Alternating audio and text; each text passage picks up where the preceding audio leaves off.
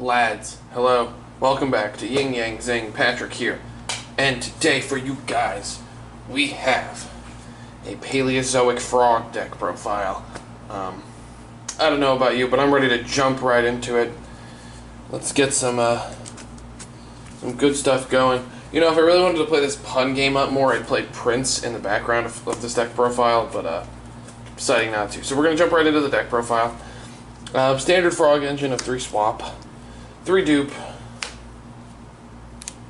and double Ronin Totem. And now most frog players are going to end the deck here, but I actually found my super secret sexy saucy tech of 2 Mana Dragon Zernatron. So Zernatron is fantastic because a lot of decks are playing back row removal, and it says that if it's in your hand or in the graveyard, when a spell or trap card leaves the field due to an opponent's card effect, just leaves the field, you get to special summon it and set one from your either graveyard or your banished pile. So it resets your back row for disruptions, it recycles your Paleozoics, and on top of that, it's a big 2200 body that's just free.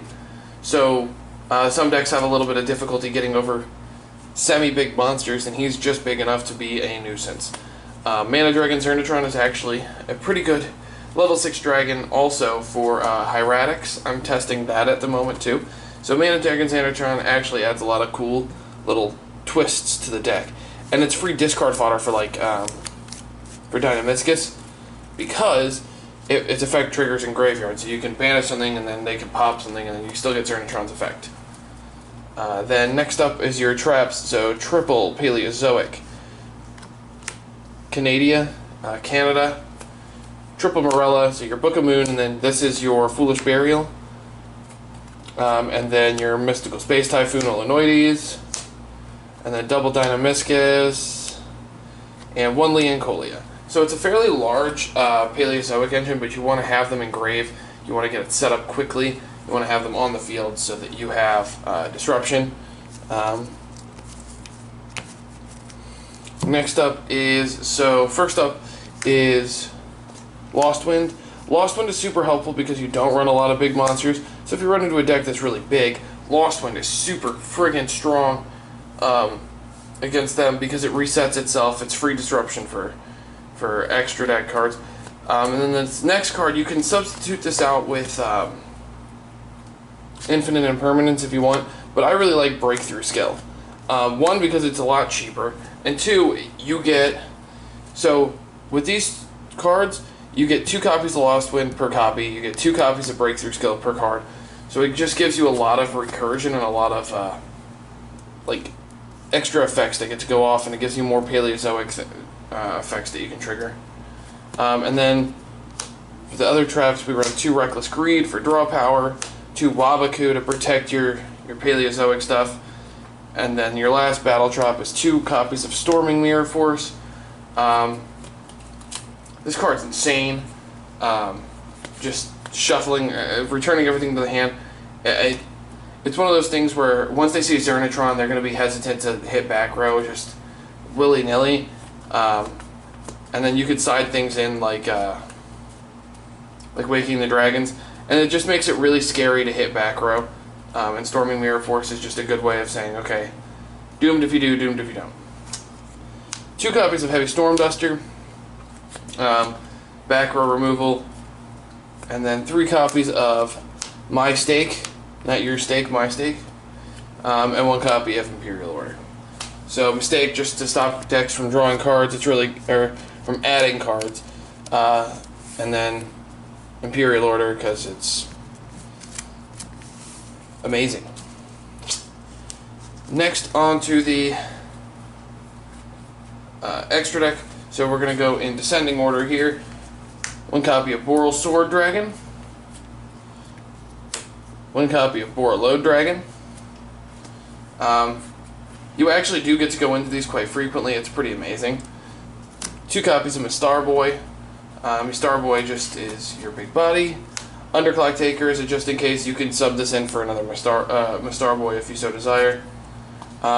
This can be anything anything big that you want to add. I just decided to add another form of disruption for Waking the Dragons. It doesn't have to be that, it can be anything. 2 Cursed Javelin,